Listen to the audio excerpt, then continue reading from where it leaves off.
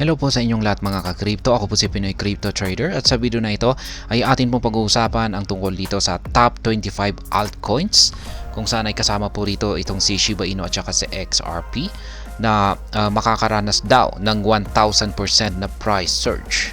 Kaya ayan, bago po natin kilalanin ang top 25 altcoins na yan, ay nais ko lamang po munang bigyang linaw ang aking disclaimer kung saan ang nilalaman po ng video na ito ay hindi po ito isang financial advice. For education and information purposes lamang po ang layunin nito. Maliban po dito ay nais ko na rin pong magbigay babala na wala pong kahit anumang group chat ang Pinoy Crypto Trader. At ayan po, yung naglabas po rito sa best 25 crypto altcoins before the Bitcoin halving ay walang iba kundi si Altcoin Daily. Ayan, sikat na rin po siya na isang YouTuber. Ayan. At ayan, ito po yung kanyang listahan na inilabas dito. At ayan, yung unang-una sa kanyang listahan na makakaranas ng 100 times na paglago sa kanyang presyo ay itong si XRP. Sabi niyo rito, with XRP at 0.6159, it implies Altcoin Daily anticipates the asset to reach above $61 this bull season. Kaya ayan.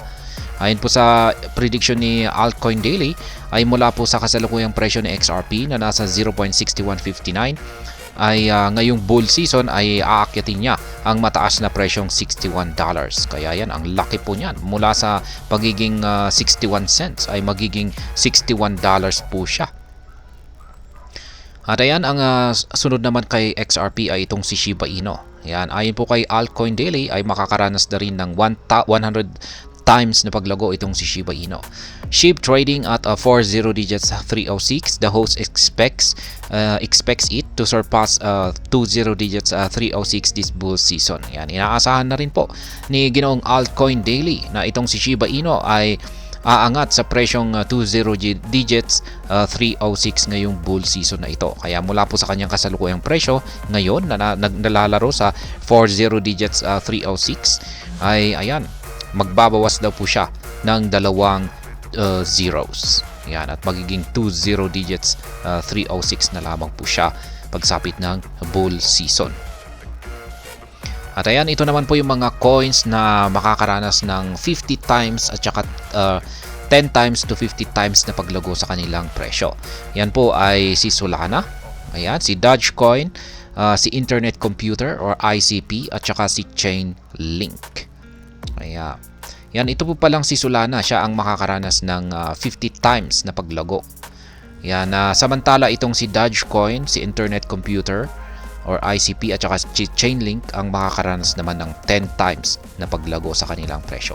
Makakamit na rin po nila ito pagsapit po ng bull season.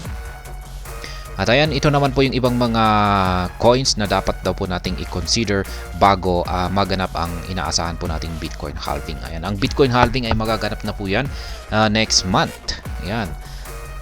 Ethereum, si Ethereum, si Cardano, at saka si Avalanche. Yan, dapat i-consider daw po natin yan. At maliban po yan, kina Ethereum, Cardano at saka Avalanche ay nandito na rin si Tron or TRX, si Polkadot, si Hedera or HBAR, si VeChain or VET, Kaspa or Kas, si Gala, si AIT, si Tau PLS, LMWR, IMX, SUI at saka si INJ. At yan, isama na rin daw po natin itong si XCAD Network. Ayan, yan po ang labing lima na mga altcoins na posible pong magbigay ng malaking gain. Yan. Pagsapit po ng bull season, ayon po yan kay Ginoong Altcoin Daily.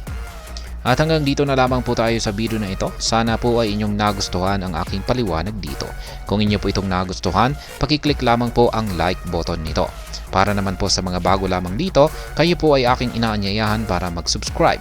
Pakiclick na rin po ang bell icon nito dahil ito po ang siya magsisilbing notification nito sa mga bago kong videos na akin pong ina-upload sa aking YouTube channel na ito. Marami pong salamat sa panonood. Ingat po tayo lagi at God bless po sa ating lahat.